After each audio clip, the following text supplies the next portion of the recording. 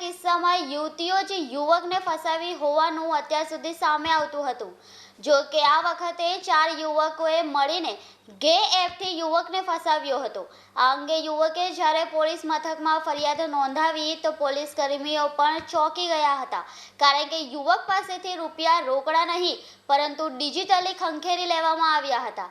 ગ્રીન્ડર near by ગે dating અને chat નામની એપ્લિકેશનમાં વાતચીત કરી મળવા માટે બોલાવ્યો હતો।